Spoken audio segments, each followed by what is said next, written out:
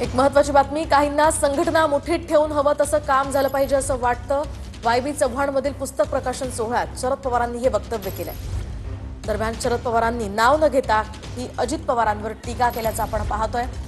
तर काही लोक असे असतात, अजित पवार कबड्डी असोसिएशनचे अध्यक्ष आहे, काहींना संघटना मुठीत ठेवून हवं तसं काम झालं पाहिजे असं वाटतं, असं शरद पवार म्हणालेले आहेत। तर मुंबई कबड्डी असोसिएशनमध्ये दुरुस्ती करण्याची गरज असल्याचंही मत यावेळी शरद पवारांनी व्यक्त केलंय। या कार्यक्रमामध्ये नाव न घेता शरद पवारांनी अजित पवारांवर टीका केल्याचं आपण पाहतोय।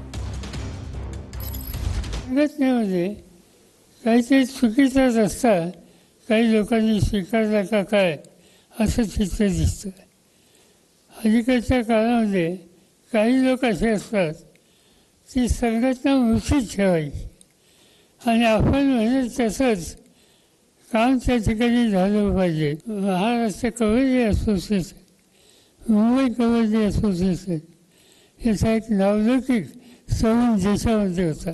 आज तिथे काहीतरी दुरुस्ती करायची आवश्यकता आहे असं चित्र काढावं।